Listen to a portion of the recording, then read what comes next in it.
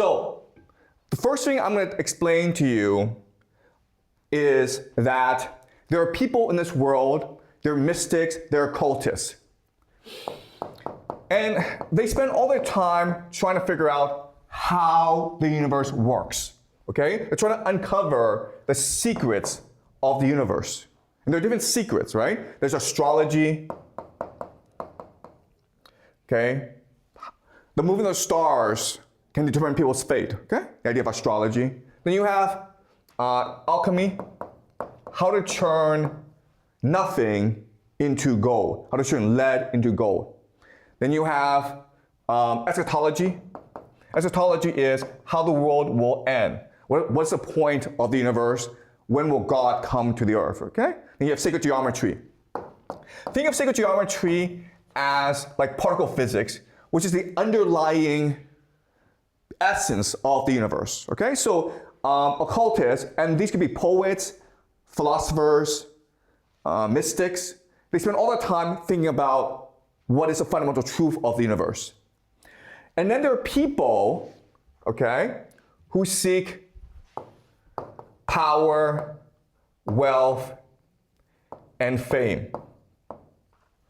All right? And what they recognize is that if they really want to seek power, wealth, and fame, they need to know these secrets as well. So what happens is that they form secret societies in order to access these secrets of astrology, alchemy, eschatology, and sacred geometry, and then implement it in the world in order to create power, wealth, and influence for themselves. Okay, does that make sense? The thing to understand is that there are many different occultists, many different secret societies, and this all creates very different combinations. Okay, but they're all trying to do the same thing, which is trying to achieve an eschatology. All right? The third element is that you need certain individuals in order to propel society forward, in order to achieve the eschatology of the secret societies, okay? And these people are like agents that the secret societies sponsor. And historically, these people included Julius Caesar, Napoleon, Hitler, Stalin. Today we have Trump and Putin. Okay? All right? So these are agents or maybe messianic figures or even scapegoats that secret societies promote in order to push forward a particular agenda.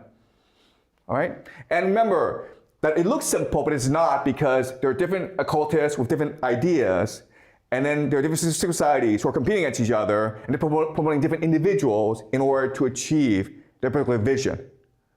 All right? What drives these individuals like Julius Caesar, Napoleon, Hitler, Stalin, Trump, and Putin is that they themselves believe that they're the real sons of God. Okay? They're the true Messiah who's going to lead the world forward. And the secret societies, these occultists, are just useful idiots. Okay? So this is one framework for understanding the movement of history. All right. So now I'm going to go much more specific. Okay? All right. So there's another way to frame this, which is to say that in the world, in society, there are different groupings, okay? So think of politics. Think of finance, science, religion, military. Okay? Now, the thing about each of these different fields or disciplines is that you have a diversity, a range of behavior with different belief systems. Okay? So each of these different disciplines have their own diverse fields of belief. At a particular point, there is a convergence amongst these different fields. Okay? What makes them converge is the fact that in each field, you have certain individuals, an extreme minority, who seek power, order, and control. Okay? So again, in each field, you're going to have a range. And on one extreme version are those who hate power, but on the other extreme version are those who love power. Okay? And people who love power, order, and control of all these different fields are going to come together, and they're going to work together in order to achieve power, order, control, and we call these people secret societies. Okay? Because they're bounded by a similar interest. Now, what's really interesting is that over time, as society becomes much more larger, these different fields expand in size, creating greater diversity. And what happens is that this convergence becomes much stronger in society. And the reason why is that these different fields are not able to coordinate together, but the people inside this convergence are able to coordinate together, which gives them a huge advantage in society. Okay? Which means that they're able to achieve power, order, and control much more likely. Okay? So what's interesting is that as society declines, because it's become much more bureaucratic, much too large, much too corrupt. These secret societies, in fact, become much more powerful over time because they're able to stay much more cohesive. Okay? Now, once these secret societies are formed, what you'll discover is that there are a huge number of these different secret societies. Okay? And a different individual can join different secret societies. And these secret societies can come from the fact that they went to a certain school, or they grew up in a certain religion, or their families, okay? There's different combinations. And these secret societies are in competition with each other. And so the criteria for the competition are three things, okay? Legitimacy, authority, and unity, cohesion. Okay? Why are you more legitimate than other secret societies? Why do you have more authority, expertise than other secret societies?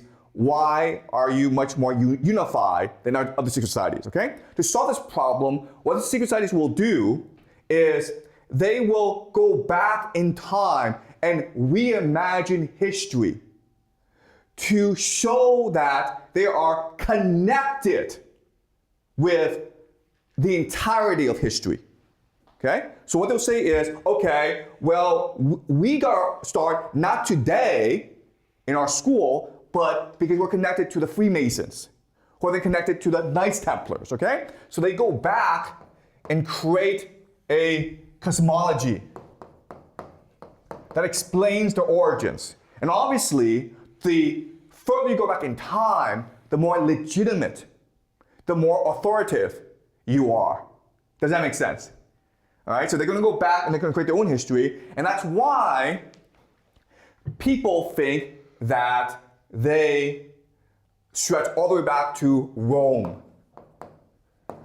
Okay, or maybe Babylon. And what allows for people to believe that this is continuous is the fact that the elites in each particular time behave the same way, which is that they're all seeking power, order, and control. And those who win out have three particular characteristics, okay? First of all, these are people who are addicted to power. They obsess about it. They're obsessive about it.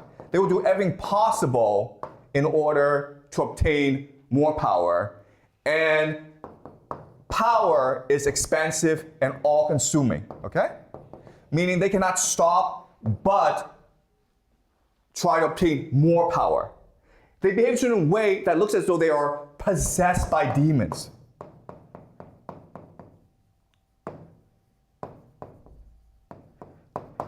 Okay? And in fact, they do worship demons. And the reason why is they think they worship all gods in a search for reason. Okay? They are looking for the greatest secrets of the universe, so they are open-minded. They are looking for all possibilities. They'll worship Lucifer, but they'll also worship Baphomet. They'll worship Osiris. They'll worship Isis. Okay? So now we understand how the world works literally. Throughout history, the elites have behaved the same way. Okay? And even though these elites are fighting with each other, they are moving forward an agenda that consolidates power onto the hands of a few people, which gives the impression that this is all a continuous agenda controlled by a few people. Okay? Does it all make sense, guys? All right? So remember, this is the metaphorical understanding of how the world works. A world controlled by a particular secret society. The Knights Templars, who became the Freemasons, who then became the Illuminati, who control the world today, and they're trying to usher in a one world government, an AI surveillance state, and summon demons into this world in order to live forever, okay? So this is a grand conspiracy. But again, it doesn't explain why we have no evidence, why the elite don't think they're part of this, and why this is anti-historical, okay? But once we transform this into a literal explanation, and this is a literal explanation, this explains everything. Okay? The elite don't think this is conspiracy because they're too busy fighting each other. They're not looking at the grand scheme of things. Whereas the people who are not involved in this game can look at the movement history and can come to an intuitive understanding of how this thing moves. And it's moving towards more control, more order, and more power. Okay? And this helps us explain why the system persists even though the elites will rise and they will fall. Because these elites are already in competition with each other, so what's happening is that certain elites are replacing other elites, but they all have the same agenda, which is more power, more order, more control. Okay, does it make sense, guys? Okay, and that's why we actually read the texts of these secret societies, of these thinkers. They look as though they are building on top of each other, even though they probably have not read each other, okay? People who seek power are very much alike. They're different from you and me in that they're probably psychopaths, okay? All they care about is power, and so powerful people come together in order to create more power for themselves. Okay, does it make sense, guys? Okay,